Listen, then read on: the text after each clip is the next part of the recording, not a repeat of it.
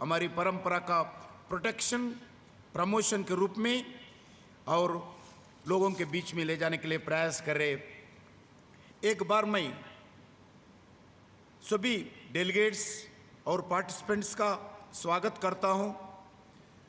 संस्कृति मंत्रालय ने ओर से सभी पार्टिसिपेंट्स को और इस कार्यक्रम का शुभारंभ के लिए आए हुए हमारे विकसित भारत का स्वप्नों का साकार करने के लिए हमारे देश के 140 करोड़ जनता को साथ लेकर देश के नेतृत्व करने के लिए, देश को विकसित भारत बनाने के लिए, स्वप्नों का साकार के लिए प्रयास करने वाले हमारे विजनरी प्रधानमंत्री जी को हृदय से मैं धन्यवाद देता हूं। आप सबको इस सफल कार्यक्रम के लिए शुभकामनाएं देता हूं। जय हिंद, भारत माता की जय।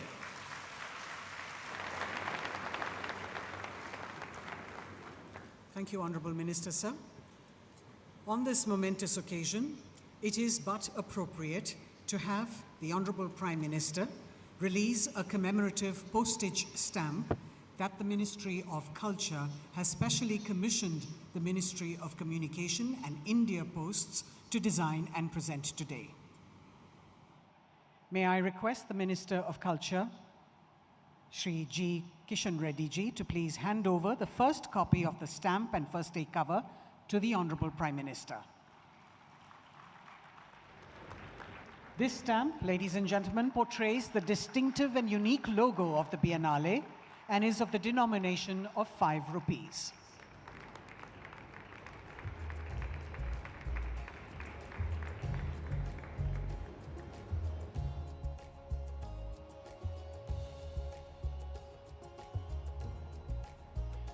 Ladies and gentlemen, the Indira Gandhi National Centre for the Arts, Ministry of Culture, Government of India, has set up the Atmanirbhar Bharat Centre for Design to pave the way for a sustainable cultural economy derived from the indigenous crafts of India by empowering the artisan communities with new designs and innovations.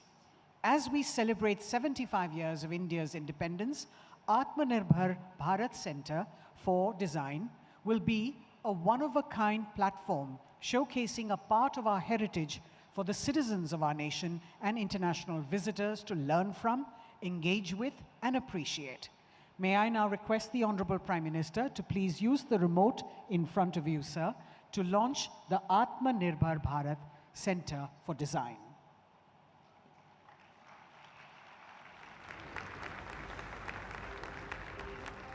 आज जब हम आजादी का अमृत महोत्सव मनाकर अमृतकाल में प्रवेश कर गए हैं, भारत के देशज कारीगरों को सशक्त बनाने और उनकी कलाकृतियों को अंतर्राष्ट्रीय पहचान दिलाने के उद्देश्य से भारत सरकार ने आत्मनिर्भर भारत डिजाइन केंद्र ABCD की स्थापना की है।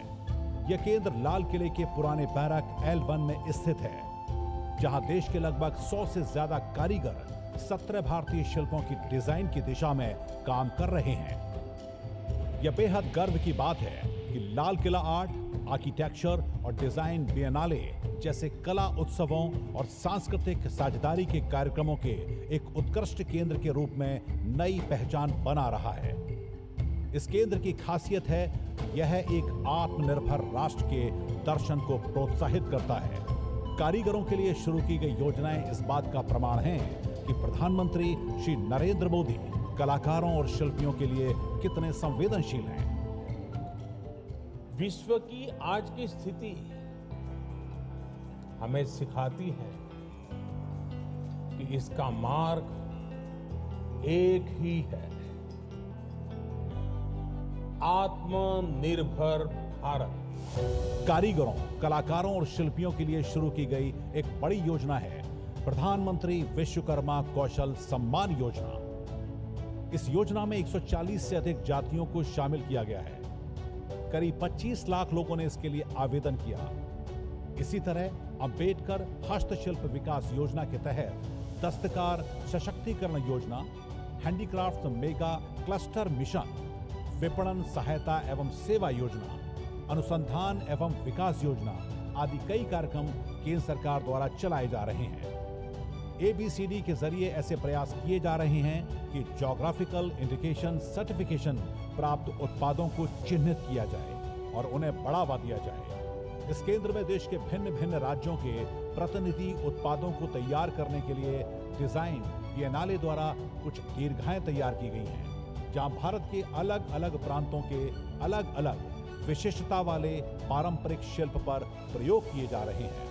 इसका उद्देश्य आत्मनिर्भर भारत के ध्येय के साथ साथ वोकल फॉर लोकल और मेक इन इंडिया की भावना को बढ़ावा देना है। इस प्रगतिशील भविष्योन्मुखी केंद्र का शुभारंभ आज माननीय प्रधानमंत्री के द्वारा किया जा रहा है।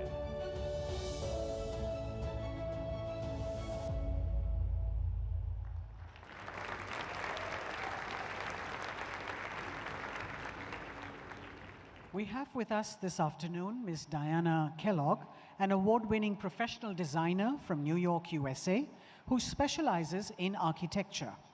A guiding core principle of the company is its deference to an existing sense of place and history, creating spaces that provide for communal interconnectivity.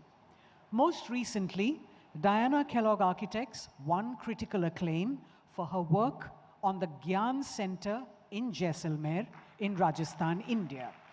The structure houses 3 buildings: the Rajkumari Ratnavati Girls' School, an exhibition space, and a women's cooperative where artisans will teach mothers and other women traditional skills. Recognizing the nature of sustainable and impactful work undertaken by Diana Kellogg in India, we are now keen to hear from her of her experience of this shared journey. May I now invite Ms. Diana Kellogg to please share her thoughts with us.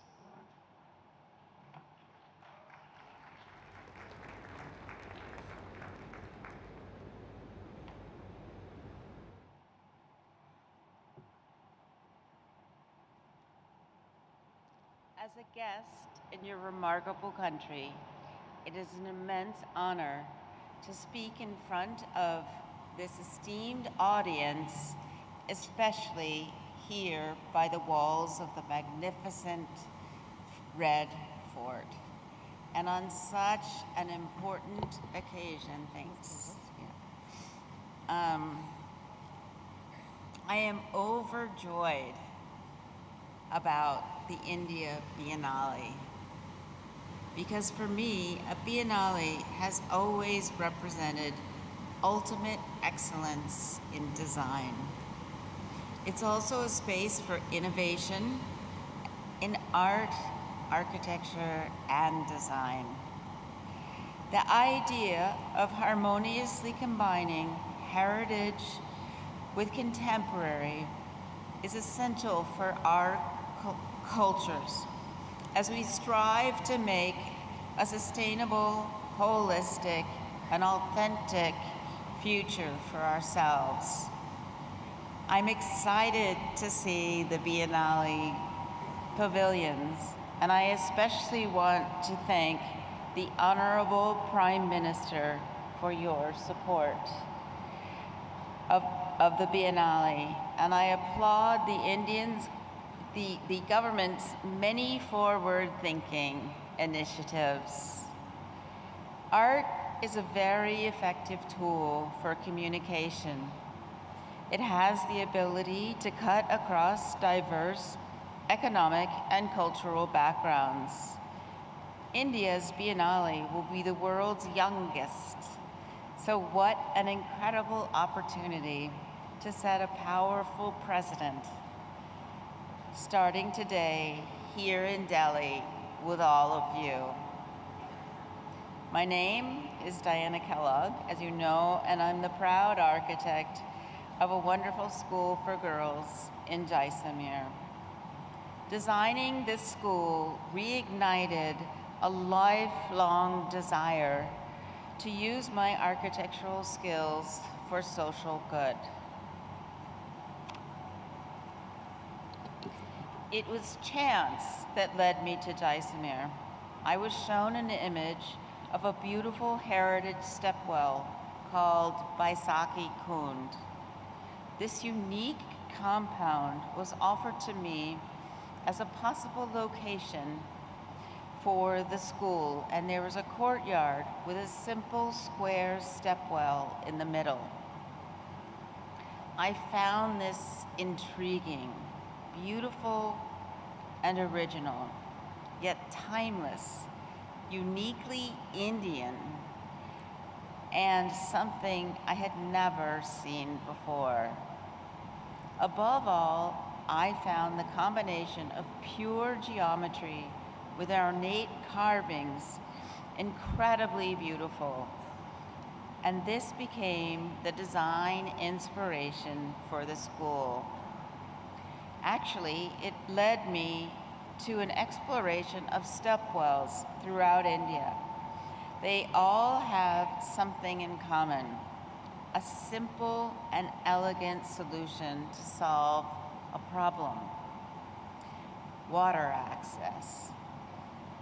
I also learned that India has for centuries surpassed other desert communities in these endeavors through engineering in both water conservation and passive solar cooling, and had for centuries exceeded the methods used in countries with similar desert conditions.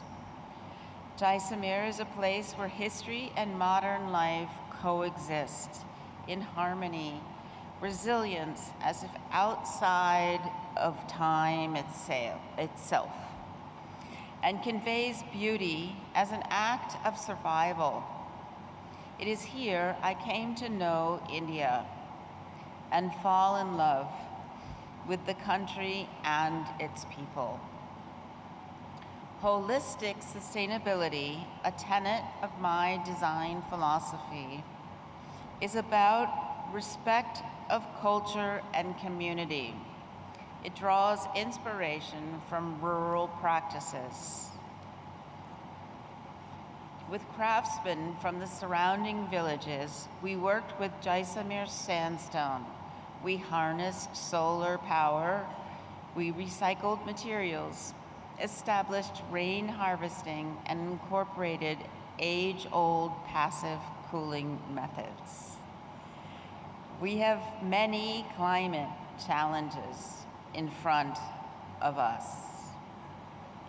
And as we face a water crisis and rising temperatures, India's time-tested techniques for water conservation and inventive cooling practices will be essential to contribute to this global effort. However, sustainability transcends building efficiency and low carbon emissions. It has to encompass a well-functioning and healthy community, the fair treatment of its workers, and equality among its members are important to a sustainable future. And this value must be introduced starting in elementary school. And it's important in all fields. In architecture, for example, prominent female architects are far outnumbered by men. So on the occasion of the Biennale, let us remember one of the first women architects of India, Yuli Chaudhary, a pioneer, incredible talent, who was born 100 years ago.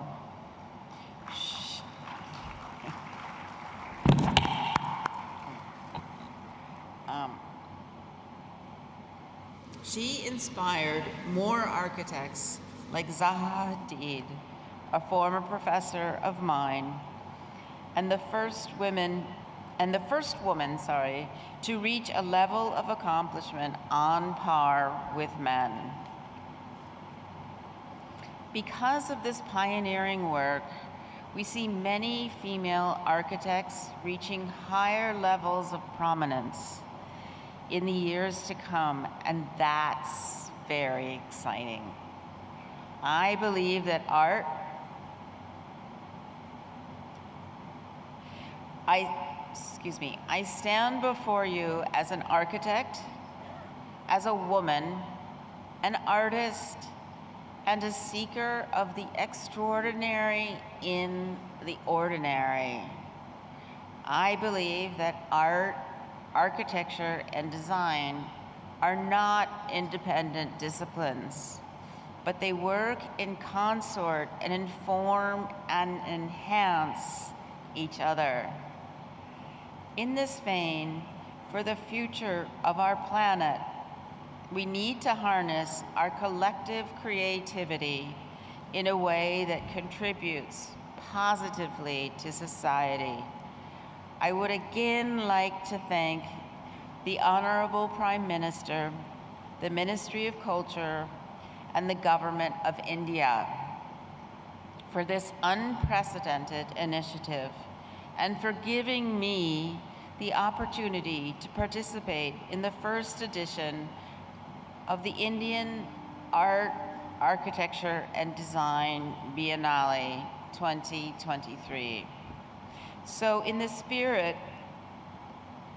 let us continue to create with conviction and unwavering faith that through creatively, collectively, we can construct a luminous future. A future based on holistic ideas of sustainability, where every one of us is treated equally, and our unique heritage and traditions are preserved. From my heart to yours, thank you for welcoming me to your incredible country.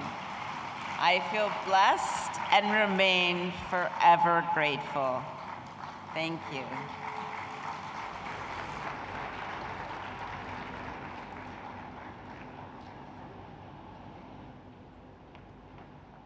Thank you very much, Ms. Kellogg. Esteemed friends and guests, as I had mentioned earlier, the Biennale has been organized around 7 uniquely conceptualized themes with curation by 7 distinguished curators and co-curators. These exhibitions have been designed in both physical and digital forms for an immersive experience, and accompanying each exhibition is a well-researched compendium curated by experts into 7 special volumes, which I now request the Honorable Prime Minister to please unveil for the first time. Our first one is Pravesh, which looks at doors and gates of India and negotiates these creative spaces. Baag-e-Bahar is the second one, reflecting the diverse, natural, rich cultural heritage in the collection of gardens. Samprava is the third, on traditional water management systems like stepwells and tanks in India. Sthapatya, or anti-fragile algorithm, is the fourth, by the Indian Cultural Portal, serves as an introduction to temple architecture. We then have Vismay, creative crossovers, architectural icons of independent India. Desaj, the captivating visual odyssey of Indian painting and motifs with the manifold traditions. And lastly, Samatva, an initiative to facilitate and celebrate women and their contribution to Indian architecture. 7 books designed as compendiums that accompany each theme of our Biennale. Thank you, Prime Minister, sir. As you have already noticed by now, the scale and expanse of the Biennale is mammoth and needs one to spend a lot of time visiting each panoramic exhibition and installation. We have tried to capture the scenes of the different exhibitions in a short film, and I request the Honorable Prime Minister to please use the remote and symbolically launch the India Art, Architecture and Design Biennale 2023. For centuries, India has been a source of creative inspiration for the world. Today, It stands at the precipice of reshaping its role in the global realm of art and culture. Since 2014, under the visionary leadership of Honorable Prime Minister Shri Narendra Modi and in furtherance of his vision of Virasat Par Garv, the government has made strides in the preservation and promotion of India's heritage, art and culture. केंद्र सरकार देश की ऐतिहासिक इमारतों को renovate कर रही है, रिफर्बिश कर रही है। शुरुआत कोलकाता, दिल्ली, मुंबई, अहमदाबाद और वाराणसी की धरोहरों से की जा रही है। इन इमारतों में नई गैलरी, नई एग्जीबिशंस, साथ साथ थिएटर, ड्रामा और म्यूजिक कंसर्ट के लिए जरूरी इंफ्रास्ट्रक्चर तैयार किया जा रहा है। A Biennale, that is, a large-scale global-level art and culture exhibition, is now happening in India. Since the first Biennale was held in Venice in 1895, there have been over 280 such festivals. The Prime Minister's vision of Virasat Bhi, Vikas Bhi served as an inspiration to establish a global alliance for art, and thus the Government of India is proud to present the world's youngest Biennale, the India Art, Architecture and Design Biennale. With a series of artworks and installations spanning 1 lakh square feet of active programming space, the Biennale covers over 250 acres of the Red Fort complex. In addition to being on display for 115 consecutive days. The Biennale has 7 themes, each of which has a dedicated pavilion comprising a total of 78,000 square feet of space for display. Pravesh, explore the diversity of India's doors and gateways. Baag-e-Bahar, unfold a carpet of nature's splendor, from mythology to ecology. Sampravah, traverse through the awe-inspiring stepwells of India. Sthapatya, magnificent structures that serve as the earliest markers for our enduring prosperity. Vismaya, creative crossovers, architectural wonders of independent India. Deshaj, pay a tribute to our roots and sustainability. Samatva is a tribute to the country's women architects. In celebration of the birth centenary of Urmila Yuli Chaudhary, one of India's first known qualified women architects. With exhibitions, public art installations, workshops, international panelists, publications and much more, the Biennale is a story of India's genius in the field of art, architecture and design. Hello everyone, I'm an architect and a miniature artist. रहने वाला झाबुआ जिला का हूँ। ये painting जो देख रहे हैं वो हमारी प्रथा से बनी आई है, भील पितौरा पेंटिंग। मिनिस्ट्री और कल्चर के थ्रू से हम यहाँ आए हैं। मैं प्रधान गोंड पेंटिंग चित्र बनाती हूँ। ये कहानी में मैं चित्र बनाए हूँ दसमोतिन कन्या के बारे में।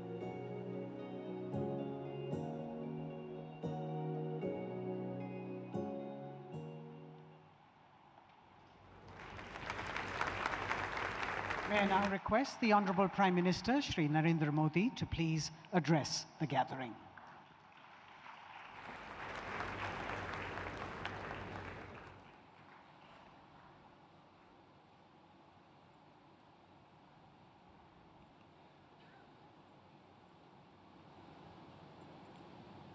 कार्यक्रम में उपस्थित मेरे सहयोगी श्री जी किशन रेड्डी जी, अर्जुन राम मेघवाल जी, मीनाक्षी लेखी जी, डायना कैलॉग जी, दुनिया के विभिन्न देशों से आए अतिथिगण, कला जगत के सभी गणमान्य साथियों,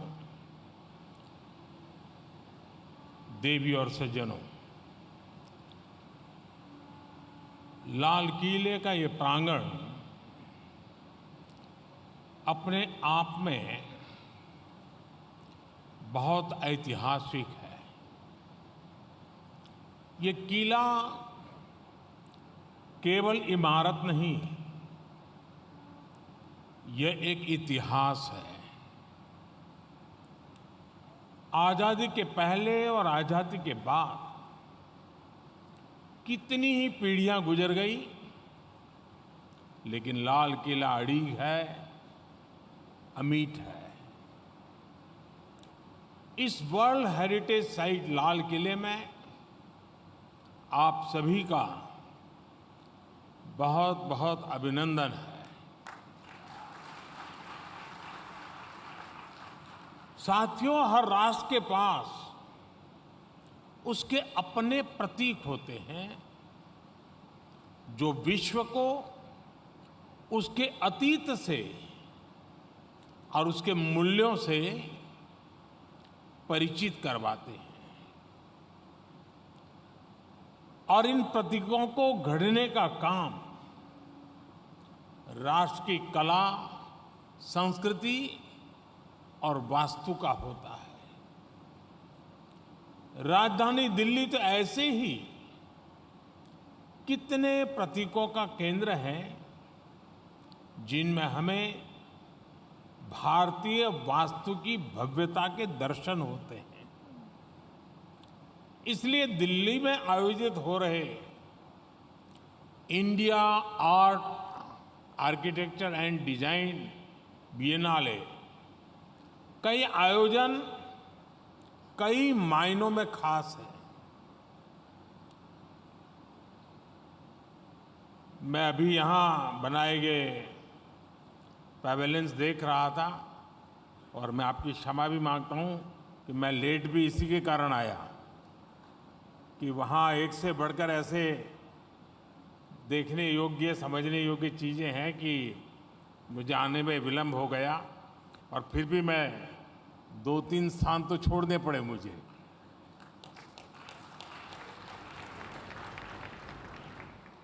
इन पैवेलियंस में कलर्स भी हैं, क्रिएटिविटी भी है, इसमें कल्चर भी है और कम्युनिटी कनेक्ट भी है।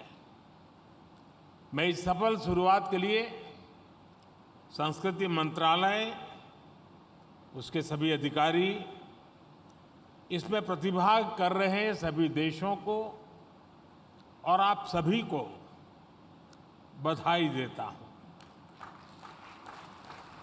हमारे यहाँ कहा जाता है कि किताब जो है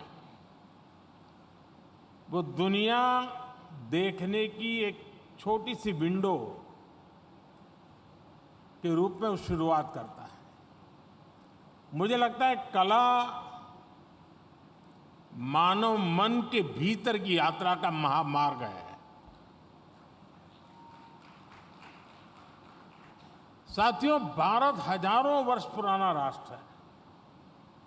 एक समय था जब दुनिया में भारत की आर्थिक समृद्धि के किस्से कहे जाते थे। आज भी भारत की संस्कृति, हमारी प्राचीन धरोहरें पूरी दुनिया के पर्यटकों को आकर्षित करती है। आज देश विरासत पर गर्व, इस भावना लेकर अपने उस गौरव को फिर से आगे बढ़ा रहा है। आज आर्ट और आर्किटेक्चर से जुड़े हर क्षेत्र में आत्मगौरव की भावना से काम हो रहा है। चाहे केदारनाथ और काशी जैसे हमारे सांस्कृतिक केंद्रों का विकास हो, महाकाल, महालोक जैसे पुनर्निर्माण हो, या आजादी के अमृत काल में भारत सांस्कृतिक समृद्धि के नए आयाम गढ़ रहा है, इसके लिए ठोस प्रयास कर रहा है। भारत में हो रहा ये बिएनाले इस दिशा में एक और शानदार कदम है। इसके पहले हमने देखा है, यहां दिल्ली में ही इंटरनेशनल म्यूजियम एक्सपो हुआ था। अगस्त में फेस्टिवल ऑफ लाइब्रेरीज का आयोजन भी किया गया था। इन कार्यक्रमों के जरिए हमारा प्रयास है कि भारत में ग्लोबल कल्चरल इनिशिएटिव को संस्थागत बनाया जाए, उसको इंस्टीट्यूशनलाइज किया जाए, एक आधुनिक व्यवस्था बनाई जाए। हम चाहते हैं कि Venice, Sao Paulo, Singapore, Sydney, Sharjah जैसे बिएनाले और दुबई, लंदन जैसे आर्ट फेयर्स की तरह दुनिया में भारत के आयोजनों की भी बड़ी पहचान बने।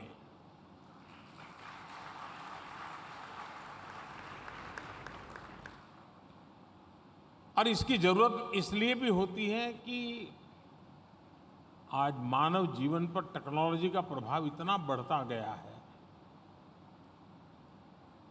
और कोई भी दूर का जो देखता है वो नहीं चाहेगा कि उसका समाज रोबोट हो जाए। हमें रोबोट तैयार नहीं करने, हमने इंसान बनाने हैं। और उसके लिए संवेदनाएं चाहिए, उर्मी चाहिए, सद्भावना चाहिए, उमंग चाहिए, उत्साह चाहिए, आशा निराशा के बीच जीने के तरीके चाहिए। ये सारी चीजें कला और संस्कृति के माध्यम से पैदा होती है। जोड़ तोड़ के लिए तो टेक्नोलॉजी बहुत तेज काम कर सकती है और इसलिए इस प्रकार की चीजें मानव की भीतर के सामर्थ्य को जानना, पहचानना, उसे जोड़ना, इसके लिए एक बहुत बड़ा सहारा देती है। और साथियों, अपने इन लक्ष्यों की प्राप्ति के लिए ही आज आत्मनिर्भर भारत सेंटर फॉर डिजाइन का लोकार्पण भी हुआ है। ये सेंटर भारत की यूनिक और रेयर क्राफ्ट्स को, दुर्लभ कलाओं को आगे बढ़ाने के लिए मंच देगा। ये कारीगरों और डिजाइनर्स को साथ लाने, मार्केट से इसे उन्हें इनोवेशन करने में मदद करेगा। इससे कारीगरों को डिजाइन डेवलपमेंट की भी जानकारी मिलेगी और वो डिजिटल मार्केटिंग में भी पारंगत होंगे।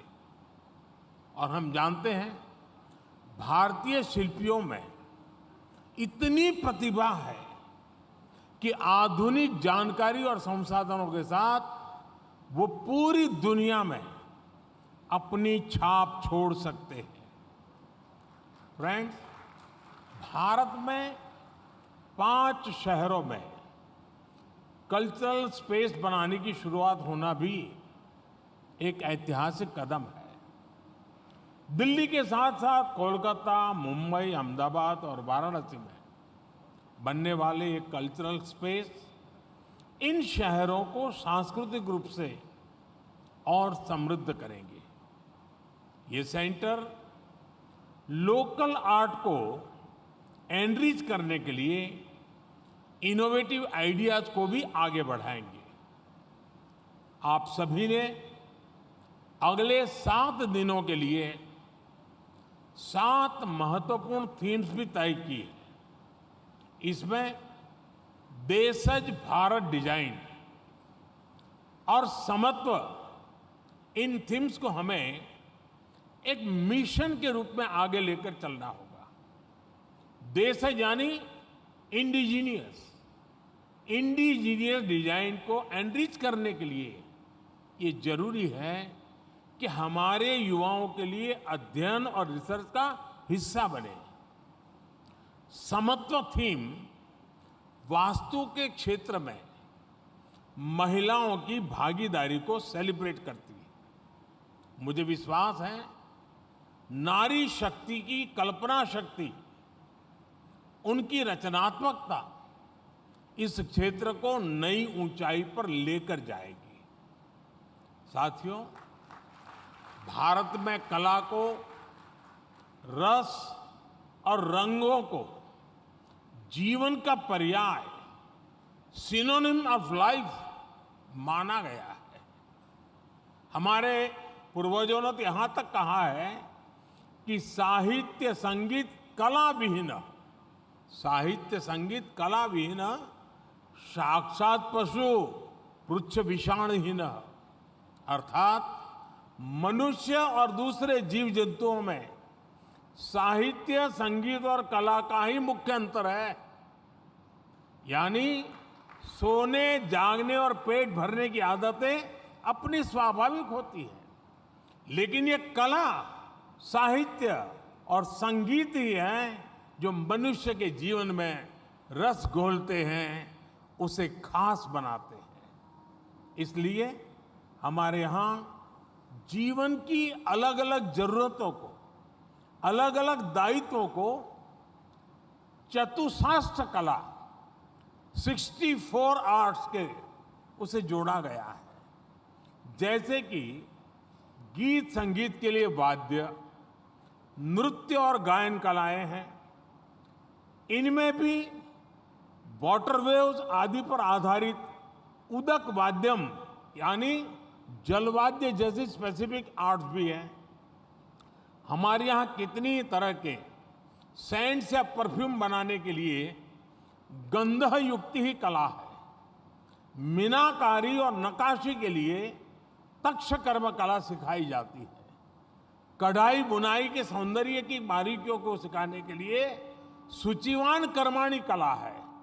हमारे यहाँ ये सब काम कितने परफेक्शन के साथ किए जाते थे, इसका तो अंदाजा आप भारत में बनने वाले प्राचीन वस्त्रों से लगा सकते हैं। कहा जाता था कि कपड़े का पूरा थान मलमल ऐसा बनता था कि एक अंगूठी में से उसको पार किया जा सकता था। यानी ये सामर्थ्य था। भारत में नक्काशी, मीनाकारी जैसे काम भी केवल सजावट की चीजों तक सीमित नहीं थे, बल्कि तलवारों, ढालों, भालों जैसी युद्ध की चीजों पर भी अद्भुत कलाकारी देखने को मिलती थी। इतना ही नहीं, अगर कोई, मैं तो चाहूंगा कभी इस थीम पर कोई सोचे, हमारे यहाँ पशुओं के आभूषण, घोड़े पर अपना डॉग रखते हैं तो उस पर बैल होते थे, गाय होते, उस पर जो आभूषण में जो विविधताएं थी, कला थी, यानी अपने आप अजूबा है। और कितना परफेक्शन था कि उस पशु को फिजिकली तकलीफ ना हो, इसकी पूरी केयर करके बनाया जाता था। यानी अगर इन चीजों को समाहित करके देखें तब पता चलता है कि कितना सामर्थ्य इसमें भरा हुआ है। साथियों, ऐसी कितनी आर्ट्स हमारे देश में रही है और यही भारत का प्राचीन इतिहास रहा है। और आज भी भारत के कोने कोने में इसके निशान हमें मिलते हैं। मैं तो जिस शहर का सांसद हूं वो काशी इसका सर्वश्रेष्ठ उदाहरण है। काशी को अविनाशी कहते हैं क्योंकि काशी गंगा के साथ साथ साहित्य, संगीत और कलाओं के अमर प्रवाह की धरती है। आध्यात्मिक तौर पर कलाओं के जन्मदाता माने जाने वाले भगवान शिव को काशी ने अपने हृदय में स्थापित किया है। ये कलाएं, ये शिल्प और संस्कृति मानवीय सभ्यता के लिए ऊर्जा प्रवाह की तरह है और ऊर्जा अमर होती है, चेतना अविनाशी होती है। इसीलिए काशी भी अविनाशी है। फ्रेंड्स, भारत के इस कल्चर को देखने के लिए दुनिया भर से जो लोग आते हैं, उनके लिए कुछ महीने पहले हमने एक नई शुरुआत की थी। हमने गंगा विलास क्रूज चलाया था, जो काशी से असम तक गंगा के अंदर प्रवास करते हुए यात्रियों को लेकर गया था। इसमें दुनिया के अनेक टूरिस्ट आए थे। करीब 45-50 दिन का वो कार्यक्रम था। एक ही यात्रा में उन्हें गंगा के किनारे बसे कितने ही शहरों और गांवों और इलाकों का अनुभव प्राप्त हुआ। और हमारा मानव संस्कृति का विकास भी नदी के तटों पे हुआ है। अगर एक बार नदी के तट की कोई यात्रा करता है तो जीवन की गहराई को जानने के लिए बहुत बड़ा अवसर होता है। और इसी एक विचार में से एक गंगा क्रूज को हमने शुरू किया था। फ्रेंड्स, कला का कोई भी स्वरूप क्यों ना हो, उसका जन्म प्रकृति के, नेचर के निकट ही होता है। यहां भी मैंने जितना देखा, कहीं न कहीं नेचर का एलिमेंट उस आर्ट के साथ जुड़ा हुआ है। उससे बाहर एक भी चीज नहीं है। इसलिए art by nature, pro nature और pro environment and pro climate है। जैसे दुनिया के देशों में रिवर फ्रंट की बहुत बड़ी चर्चा होती है कि भाई फलां देश में दिखना रिवर फ्रंट वगैरह वगैरह। भारत में हजारों वर्ष से नदियों के किनारे घाटों की परंपरा है। हमारे कितने ही पर्व और उत्सव इन्हीं घाटों से जुड़े होते हैं। इसी तरह कूप, सरोवर, बावड़ी, स्टेपवेल्स की एक समृद्ध परंपरा हमारे देश में थी। गुजरात में रानी की वाव हो, राजस्थान में अनेक जगहों पर, दिल्ली में भी आज भी कई स्टेपवेल्स आपको देखने को मिल जाएंगे। और जो रानी की वाव है उसकी विशेषता ये है कि पूरा उल्टा टेम्पल है। यानी कैसे उस समय की कला सृष्टि को सोचने वालों लोगों ने इसका निर्माण किया होगा। तो कहने का तात्पर्य है कि इन सारे हमारे पानी से जुड़े जितने संग्रह के स्थान हैं, इनका आर्किटेक्चर आप देखिए, इनका डिजाइन देखिए, देखने में किसी मेगा मार्बल से कम नहीं लगते। इसी तरह भारत के पुराने किलों और दुर्गों का वास्तु भी दुनिया भर के लोगों को हैरान करता है। हर किले का अपना आर्किटेक्चर है, अपना साइंस भी है। मैं कुछ दिन पहले ही सिंधु दुर्ग में था, जहां समुद्र के भीतर बहुत ही विशाल किला निर्मित है। हो सकता है आप में से कुछ लोग जैसलमेर में भी पटवों की हवेली भी गए होंगे। 5 हवेलियों के इस समूह को इस तरह बनाया गया था कि वो नेचुरल एयर कंडीशनिंग की तरह काम करता है।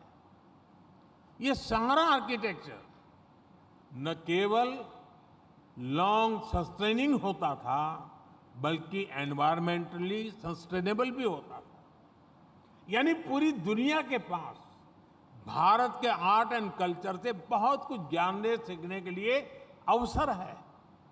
फ्रेंड्स, आर्ट, आर्किटेक्चर और कल्चर ये मानवीय सभ्यता के लिए डाइवर्सिटी और यूनिटी दोनों के स्रोत रहे हैं। हम दुनिया के सबसे विविधतापूर्ण राष्ट्र हैं, लेकिन साथ ही वहीं विविधता में हमें आपस में जोड़ती है। जब मैं अभी किलों की बात कर रहा था, मैं 1-2 साल पहले कार्यक्रम के लिए बुंदेलखंड गया था। तो झांसी के किले पर एक कार्यक्रम था। फिर मैंने वहाँ सरकार से बातचीत की कि हमने बुंदेलखंड को फोर्ट टूरिज्म के लिए डेवलप करना चाहिए। और बाद में उन्होंने सारा रिसर्च किया, उसका जो ग्रंथ तैयार हुआ है, आप हैरान हो जाएंगे। अकेले बुंदेलखंड में इतना रिच हेरिटेज सिर्फ फोर्ट्स का है, सिर्फ झांसी का नहीं, अनेक जगह पे और पास पास में ही सारे। यानी इतना सामर्थ्यवान है। मैं तो चाहूँगा कभी हमारे जो फाइन आर्ट्स के स्टूडेंट हैं वो वहाँ जाकर के उसको आर्ट वर्क करने का एक बहुत बड़ा कंपटीशन रखा जा सकता है। तभी जाकर के दुनिया को पता चलेगा कि हमारे पूर्वजों ने क्या कुछ निर्माण किया है। क्या आपने सोचा है कि भारत की इस डाइवर्सिटी का स्रोत क्या है। इसका स्रोत है मदर ऑफ डेमोक्रेसी के रूप में भारत का डेमोक्रेटिक ट्रेडिशन। आर्ट, आर्किटेक्चर और कल्चर तभी फलते फूलते हैं जब समाज में विचारों की स्वतंत्रता होती है, अपने ढंग से काम करने की आजादी मिलती है। डिबेट और डायलॉग की इस परंपरा से डाइवर्सिटी अपने आप पनपती है।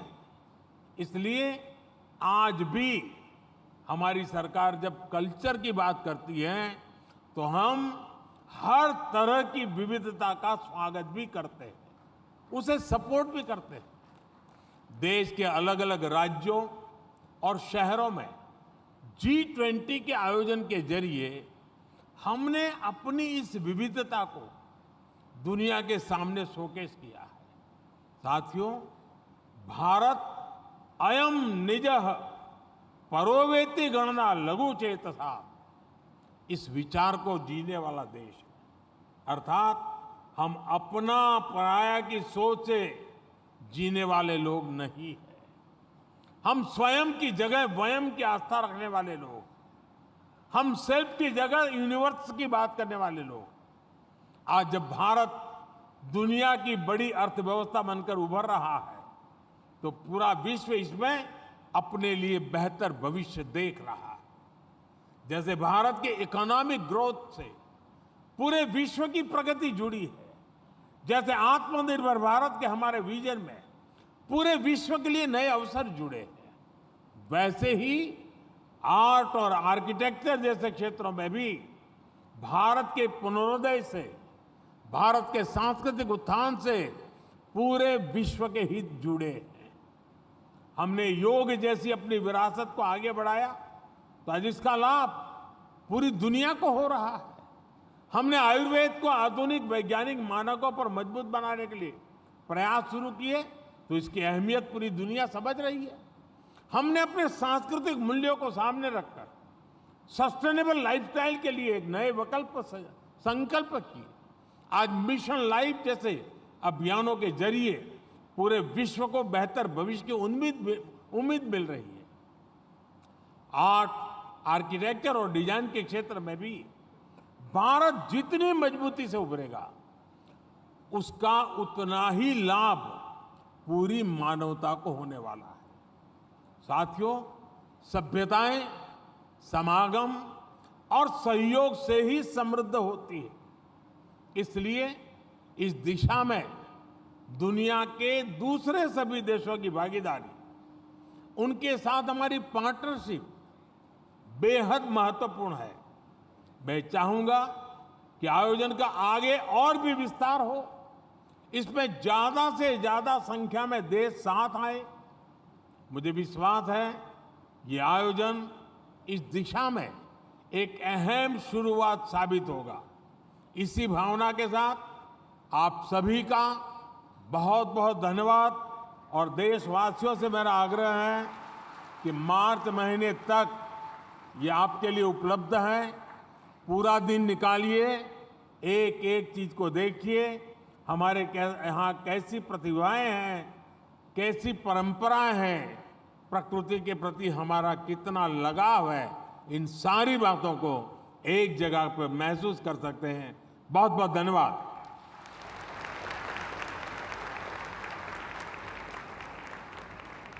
Thank you, Prime Minister, sir, for your invaluable insights, guidance, and vision. Your vision of developing a cultural spaces project at the Red Fort is now real and happening. Please remain in your places, ladies and gentlemen, until the Prime Minister has left the premises.